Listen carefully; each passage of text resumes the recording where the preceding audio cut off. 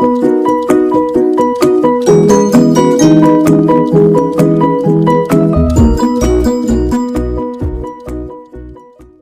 ګرانو پښتنو ورونو، هیله ده چې روغ او جوړ به یاست او یو ښه ورځ به مو پیل کړې وي.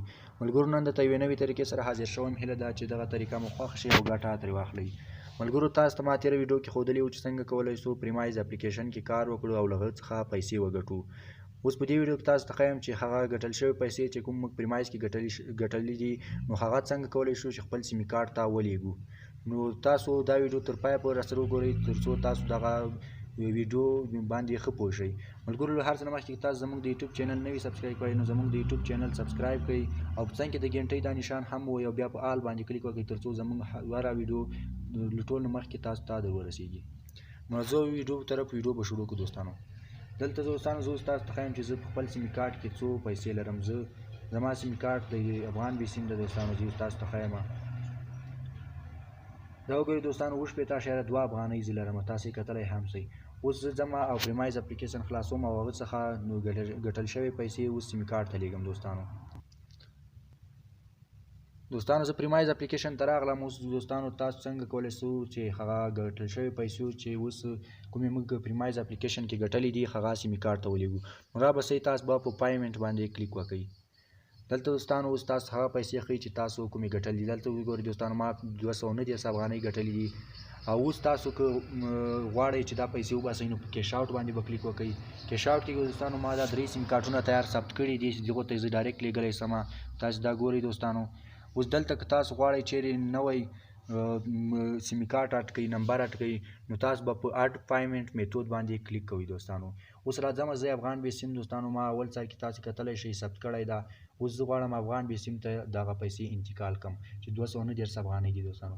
اوس به راسئ تاسو به په دې صحیح ټیک نشان باندې کلیک وکړئ. کله مو چې ټیک نشان باندې کلیک وکړ نو دلته به تاسو کنفرم باندې کلیک وکړئ او لږ انتظار به ورته وباسئ دوستانو. اوس دوستانو ګورئ 14 افغانۍ پاتې شولې دوستانو، نورې 225 افغانۍ زما سیم کارت ته لاړلې. د پینډینګ حالت کې دي، یعنې لیږل کېږي. اوس یو څو شېبې وروسته به دوستانو زه تاسو ته پیسې هم وښیم چې زما سیمې کارت ته به راشي دوستانو. تاسو ګورئ پینډینګ په حالت کې دي. دا وګورئ دوستانو، اوس پیسې کمپلیټ شو، یعنې 225 افغانۍ تاسو کتلی شئ دغه دي چې ما ترې ولېږلې کمپلیټ. اوس زه تاسو ته په سیمې کارت کې ښیم چې مخکې 8.2 افغانۍ وي. اوس به ګورو چې پیسې آیا سیمې کارت ته تللي دي او که نه. اوس زه دوستانو تاسو ته ښیم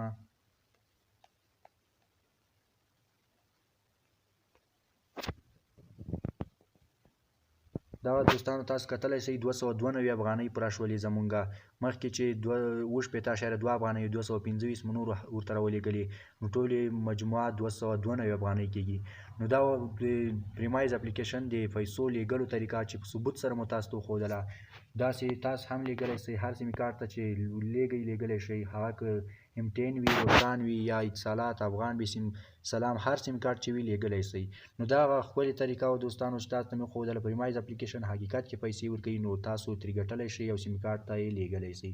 تر بلې ویډیو چې زه ستاسو درنه حضور ته حاضرېږم، تاسو په اکرت پالم. ښه وخت ولرئ، ښې شېبې ملګرو.